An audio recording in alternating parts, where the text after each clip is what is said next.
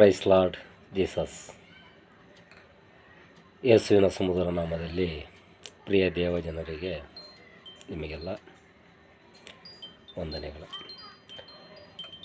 ಇಂದಿನ ದೇವರ ವಾಕ್ಯ 1 ತಿಮೋಥೆಯನಿಗೆ 6ನೇ ಪುಸ್ತಕ 10ನೇ ವಾಕ್ಯ. ಹಣದಾಸೆಯು ಸಕಲ ವಿಧವಾದ ಕೆಟ್ಟತನಕ್ಕೆ ಮೂಲವಾಗಿದೆ. ಕೆಲವರು ಅದಕ್ಕಾಗಿ ಆತುರಪಟ್ಟು ಅದರಿಂದ ಕ್ರಿಸ್ತ ನಂಬಿಕೆಯನ್ನು ಬಿಟ್ಟು ಅಲೆದಾಡಿ ಅನೇಕ ವೇದನೆಗಳಿಂದ ತಿವಿಸಿಕೊಳ್ಳುತ್ತಾರೆ. ನೋಡಿ, ಹಣದಾಸೆ ತುಂಬ ಅಪಾಯಕಾರಿ, ತುಂಬ ಕೆಟ್ಟತನಕ್ಕೆ ಗುರಿಯಾಗಿರ್ತಕ್ಕಂಥ ಒಂದು ಆಸೆ, ದುರಾಸೆ. ಅದು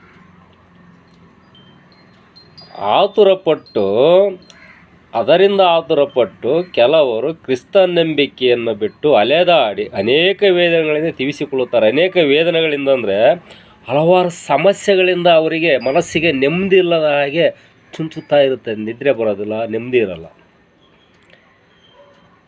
ಅದೇ ರೀತಿ ಇಬ್ರಿಯರಿಗೆ 13ನೇ ಪುಸ್ತಕ 5ನೇ ವಾಕ್ಯ ಏನು ಹೇಳುತ್ತಪ್ಪ ಅಂದರೆ, ದ್ರವ್ಯಾಶೆ ಇಲ್ಲದವರಾಗಿರಿ,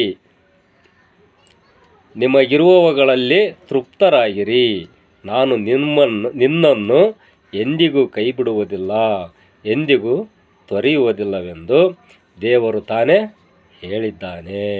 ಆಮೇನ್. ಇರುವಷ್ಟರಲ್ಲೇ ತೃಪ್ತಪಡಿರಿ, ನಾನು ಎಂದಿಗೂ ನಿಮ್ಮನ್ನು ಕೈ ಬಿಡುವುದಿಲ್ಲ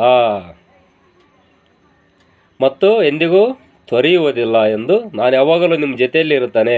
ನಿಮಗಿರುವಷ್ಟರಲ್ಲೇ ತೃಪ್ತಪಡಿರಿ, ಹಾಸಿಗೆ ಇದ್ದಷ್ಟು ಕಾಲು ಚಾಚಿ, ನಿಮಗೆ ಎಷ್ಟು ಇದೆಯೋ ಅಷ್ಟರಲ್ಲೇ ನೀವು ಸಂತೋಷ ಪಡುವಿರಿ ಅಂತೇಳಿ ಕರ್ತನು ನಮಗೆ ಹೇಳುತ್ತಾನೆ. Hallelujah, hallelujah.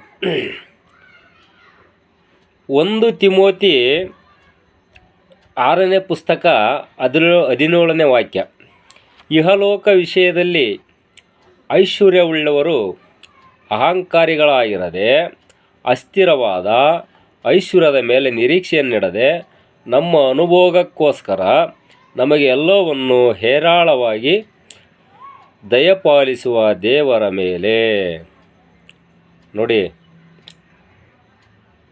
ಐಶ್ವರ್ಯವುಳ್ಳವರು ಅಹಂಕಾರಿಗಳಾಗಿರದೆ, ಇಹಲೋಕ ವಿಷಯದಲ್ಲಿ ಅಹಂಕಾರಿಗಳಾಗಿರದೆ ಇರ್ತಕ್ಕಂಥವರು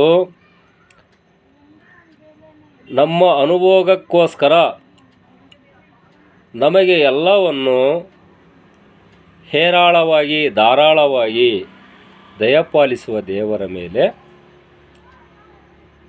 ಎಂಬುದಾಗಿ.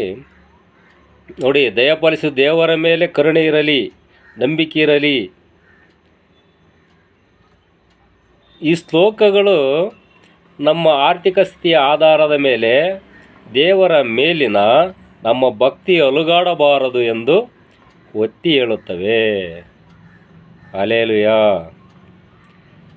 ನಮ್ಮ ಭಕ್ತಿಯು ದೃಢವಾಗಿರಬೇಕೆಂದು ಒತ್ತಿ ಹೇಳುತ್ತವೆ. ಸಂಪತ್ತು ಒಂದು ಆಶೀರ್ವಾದವಾಗಿದ್ದರೂ ಅದು ದೇವರಿಗೆ ನಮ್ಮ ಪ್ರೀತಿ ಮತ್ತು ಸಮರ್ಪಣೆಯನ್ನು ಬದಲಿಸಬಾರದು. ಆಮೇನ್. ನಾವು ಮೊದಲು ದೇವರನ್ನು ಹುಡುಕಲು ಮತ್ತು ಐಹಿಕ ಸಂಪತ್ತಿಗಿಂತ ಹೆಚ್ಚಾಗಿ ಆತನಲ್ಲಿ ಸಂತೃಪ್ತಿಯನ್ನು ಕಂಡುಕೊಳ್ಳಲು ಕರೆಯಲ್ಪಟ್ಟಿದ್ದೇವೆ.